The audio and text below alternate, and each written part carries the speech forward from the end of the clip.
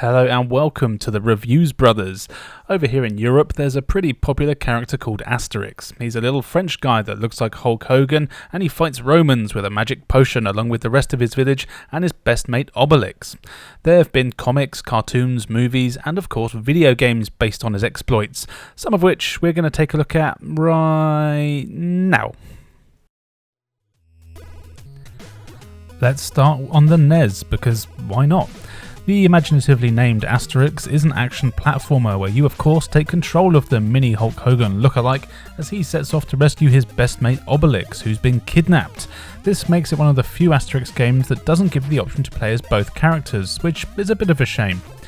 Anyway, in the game you spend most of your time going from left to right, collecting stars that give you extra lives and various other power-ups.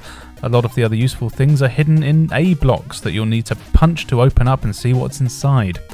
Unfortunately, the range of your attack here is pretty pitiful, and it can make hitting these blocks very tricky. And on top of that, you also have to contend with a Roman army, as well as various woodland creatures that also want you dead for some reason. This makes the combat very tricky, as you have to get incredibly close to enemies to be able to punch them.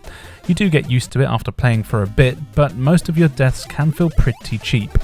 The saving grace though is that the controls are actually solid and responsive, so if it wasn't for that range, the combat would have actually been a lot more enjoyable. There is also a fair bit of pretty tricky platforming here to do, but I think it is actually a fair challenge.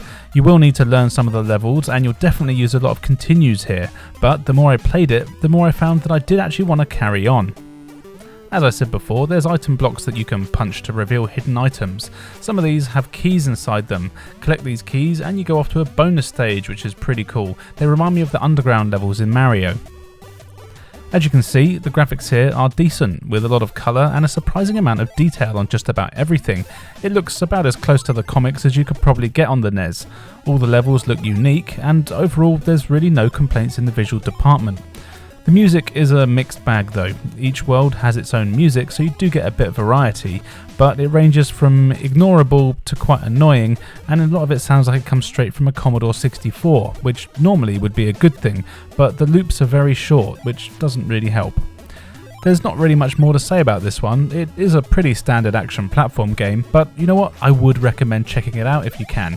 Once you get used to attacking enemies properly, the game's solid controls, good graphics and interesting levels actually make it pretty fun to play through.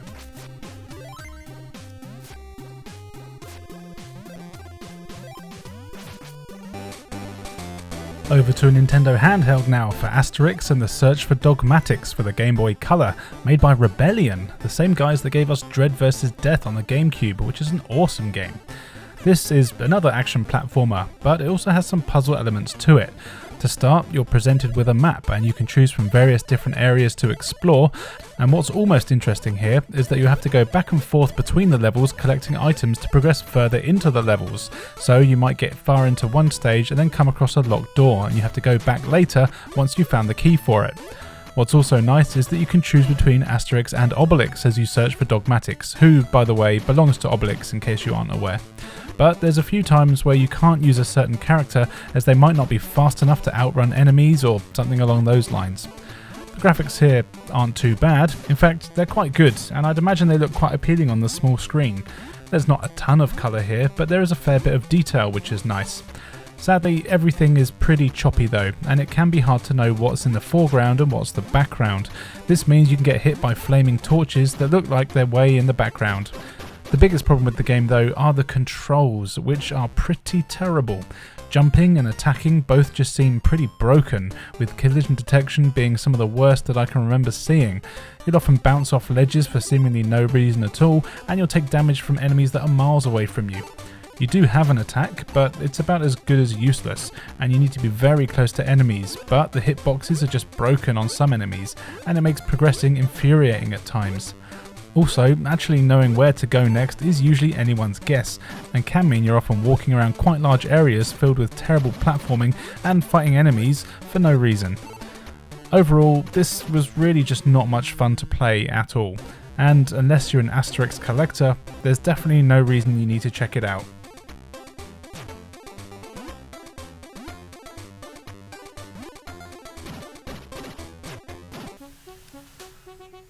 Time for the Mega Drive now, or Genesis if that's how you choose to live your life, for Asterix and the Power of the Gods. And oh boy, is this one a stinker.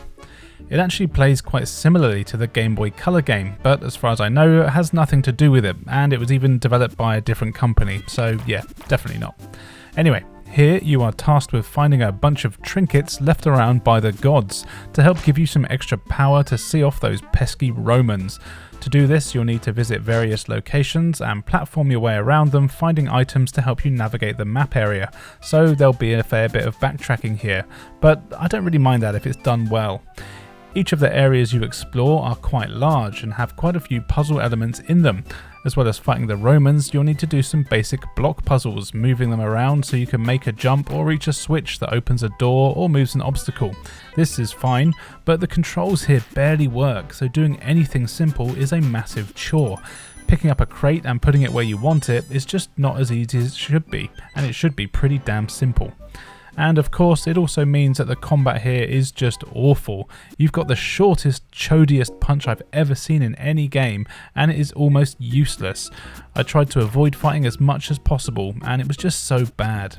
Jumping is also a pain in the ass, as you jump really high in the air, but if you touch anything, like a ceiling or something, you immediately fall down and lose all your momentum. So indoor platforming sections become a war of patience rather than skill. Graphically, the game looks fine, there's not really much to complain about there, and I actually quite like the graphics, but that's about the only good thing I can say about this one.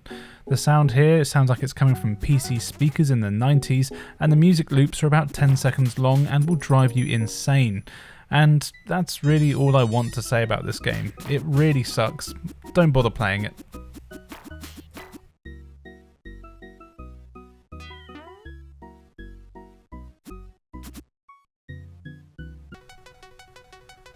Asterix and the Great Rescue also came out for the Sega Mega Drive, or Genesis if that's how you choose to live your life, and thankfully it's nothing like the other game. Unfortunately, it really isn't all that much better either. This time round, it's just a standard action platformer. At the start of every level, you can choose from Asterix or Obelix, and as far as I could tell, the levels were kind of different, so it does give you a bit of a challenge of which one you want to choose. They both play basically the same, just with slightly different movesets. Each level sees you fighting off the usual array of Romans and wild animals, which, by the way, isn't actually a bad thing, as pretty much all of them do come straight from the comics. Now, it probably won't surprise you when I say that it doesn't matter who you play as you are going to have a bad time.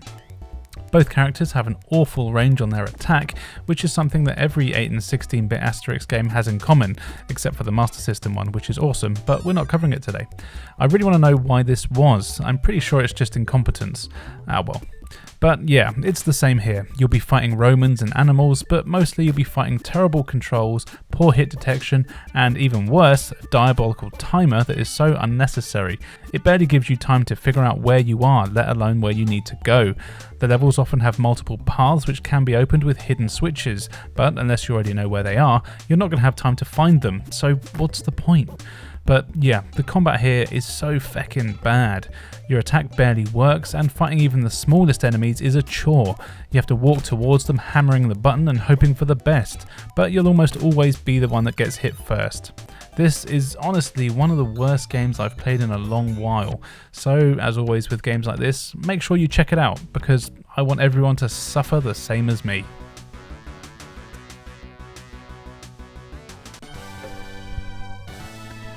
We're heading to the arcades now this time, or MAME if you're like me, for Asterix the Arcade game.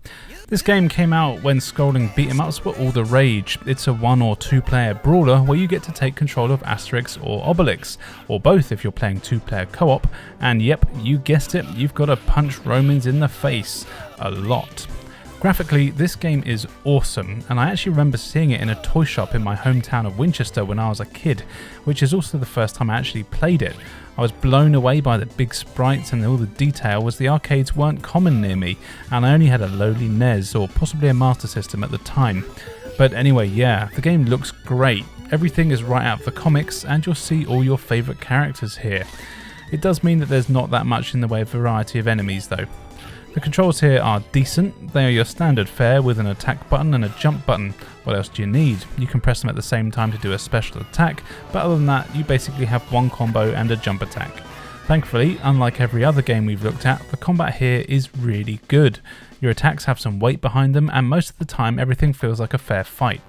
Both Asterix and Obelix play basically the same but with slightly different moves, and they are all fun to use. The animation is great and is often quite funny, in line with the tone of the comics and cartoons. You can't go wrong with either character. Something I do like is that you can attack enemies while they're on the ground, which you don't see very often. Also, there's parts of the game where you don't actually have to fight everyone and you can just run past them to the next area. This is worth doing sometimes as the enemies quickly gang up on you and you don't actually have that much health. It definitely is a coin muncher. In fact, that is my biggest complaint with this game, and the reason I've never actually finished it is that no matter how many fake coins I put in, you only actually get 3 continues. Use up these 3 continues and you go back to the start and you have to begin from the very beginning, even if you've still got money left in the fake machine. This is especially annoying with the cheap bosses that have crazy hitboxes and can often hit you through your attacks. Having said that though, it is still actually really fun and a mindless beat 'em up. If you're a fan of this genre, then Asterix is definitely worth playing. And finally for today, here is Asterix and the Gallic War for the PlayStation 1. And in a move that I didn't see coming, this is actually an Asterix version of the board game Risk. For those that don't know, I shall try to explain the rules of Risk, but it can be quite confusing. Basically, each player's turn is divided into different phases. The first phase sees you getting units for your army. The second phase lets you deploy these units in your territories. The more troops you put in each territory, the stronger that part is. Once you've done that, the next phase is you get to attack the neighbouring territories that are owned by your enemies. You can see how strong they are by the number it says on the territory. Essentially, you need to make sure you send a higher number of troops than they have defending it. You can attack as many times as you like, but every time you do attack, you will lose troops, so you'll get weaker with each fight, which means you can't go too crazy too quickly. Once all that is done, then you go back through your territories and redistribute your existing troops to bolster any that might have lost some in the fights. And then your turn is over and it moves to the next player.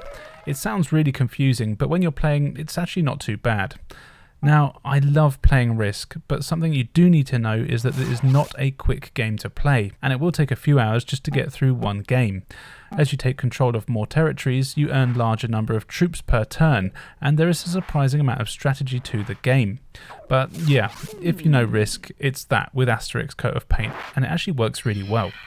To mix things up, when you take certain territories, you enter a 3D action stage where you'll have to do some platforming and you can collect coins as well as ingredients for a magic potion to make your army stronger. You can also fight Romans in what is actually a pretty decent fun beat 'em up section. The game looks very good with pre-rendered sprites for the maps. Everything is clear and you can easily see everything you need to know about what's going on. There isn't much in the way of battle animation, but you do see soldiers being thrown in the air, which actually is pretty faithful to the comics. The 3D fight sections of the game also look pretty good with detailed character models and decent animation. Everything controls very well too, which, I'll be honest, I really wasn't expecting, but fighting Romans was a lot of fun. And honestly, that's all there is to the game. It's surprisingly challenging, and I would definitely recommend it to anyone who's a fan of Risk or strategy games in general. If you haven't played this type of game before, it can be tricky, but it is worth taking the time to learn how it works, and seeing if you can take down that bastard Caesar.